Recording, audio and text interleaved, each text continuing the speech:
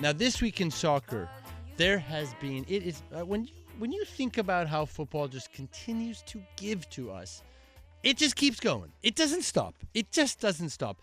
First, I'm going to start off with a congratulations to Messi, 900th goal of his career.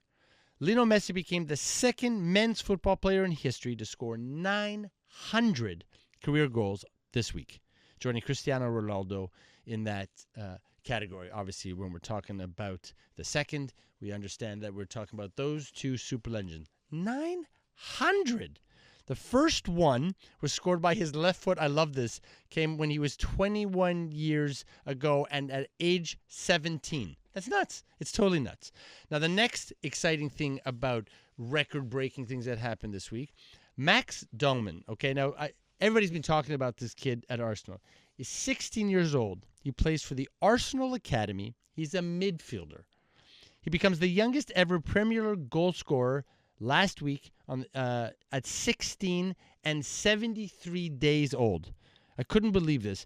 He made a massive impact on the substitution against Everton. By the way, Chelsea's playing Everton this weekend, scoring in a 2-0 win after being brought on after Arteta brought him up. Now, you got to go see this. You got to go online. You got to see Max returning to school, and he got a guard of honor from teachers and students from the door all the way into the cafeteria. You have to see that to understand what football means around the world. It's not that we don't do that here, but you got to see it to really feel what it means to all these people and what it means to being a 16-year-old coming up to play at that level. The other most insane thing, and then I want to talk to Peter about Champions League and Premier League, but the other craziest thing, and again, this is why we love the game of football, because you wake up, you just never know what's going to be in the news or in your content. AFCON. Morocco takes away from Senegal the trophy. Okay? So the CAF appeal board decided that in application of Article 84, this, it's rules and regulations basically, that Senegal declared to have forfeited the final match because of the walkout. It becomes 3-0 at that point. Senegal actually won the game 1-0, the actual football match. But because of the melee, and you got to go online to see this whole thing and all this stuff. I mean, it was insane. After holding trophies, doing the whole celebration, imagine getting an email in the morning saying, by the way, that trophy does not belong to you anymore. Give it back. You're no longer the winner.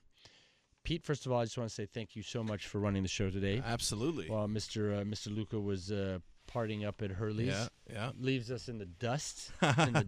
Hey, you got to experience. You were there. I know. I heard you stop by, and boys had a good time there. So I'm glad.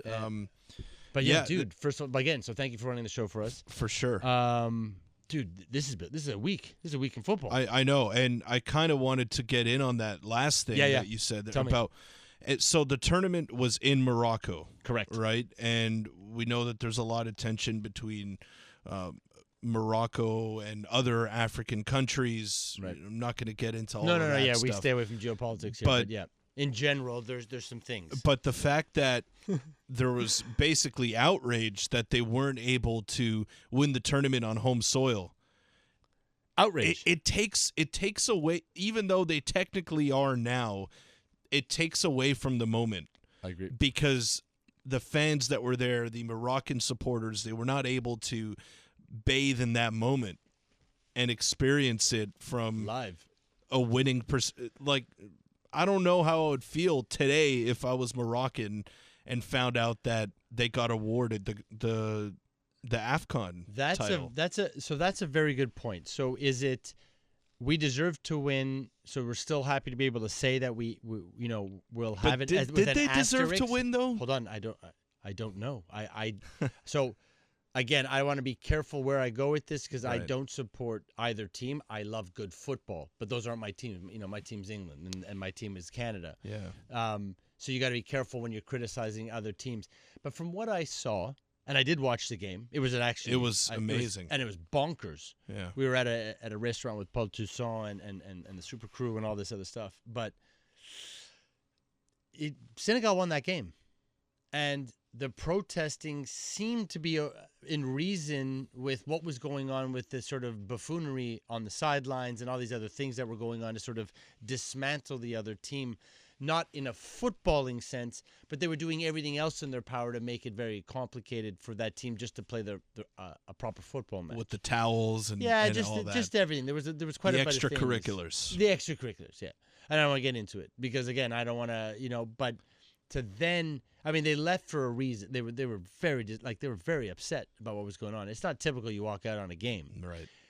To get it taken away, I don't know. Something doesn't seem right. Doesn't feel right. But the world of football continuously does that. It slaps you in the face. You never know what you're going to get, right? But I also feel like if I'm a Senegal supporter, when that news comes out, I get to experience that. Like, I got to experience my country winning a major trophy. Properly winning it. Yeah. Whereas, Morocco technically wins, but they had never won the AFCON before, and they have an opportunity to do so on home field. And they don't in the moment, but I don't feel like a winner when it gets announced. I don't know. I agree with you. It's like getting something in the mail versus being there live. Yes. I'm with you. It's like watching a concert on an Instagram post or being at the concert. Not the same thing. Yes. Just not the same thing. That's a great example. But it's just not the same thing. Yeah. Right? You know and I know your feeling that you've had there, night and day. You seeing a picture, not the same. Champions League, just quickly, and then I know we're going to have to wrap it up. So first of all, Chelsea crashed out. My heart broken. PSG, Liverpool, that's going to be bonkers. Barcelona, Madrid, Atletico Madrid, excuse me, bonkers. Bayern, Real Madrid, bonkers. Arsenal, Sporting, I still think Arsenal was gonna really clean that one up. But it's not what I want to bring up is how in the hell, excuse this language, can some of the teams that crashed out that last round, Chelsea's included, but we're not here to talk about Chelsea. But I want to talk about how Liverpool destroyed Galatasaray, right? They went from, how does that team go from sort of okay or wobbly, losing then, they're not having the greatest of years, the season's not the greatest for them, and then they go and they destroy them. Football continuously boggles my mind. Are you excited with what's happening in Champions League for the next round? I am, and I've even been taking a look at the CONCACAF Champions Cup too, watching that stuff. Yeah, and there was another pretty crazy turn of events there. I don't know if you caught this, Paul, but Cincinnati was up, I believe it was 4-0 on Tigres. No. And Tigres comes back, ended up winning 5-5 on or 5-4 on aggregate. No. Yeah. They beat them. Yeah. That's so cool. Yeah, it's cool. It's nuts. And Marcelo Flores, player that Petrus Bernier mentioned, was a big part of that Tigres win in the CONCACAF Champions Cup. So it just shows you in tournament football, you never know what you're going to get. You never know. It's like box of chocolate.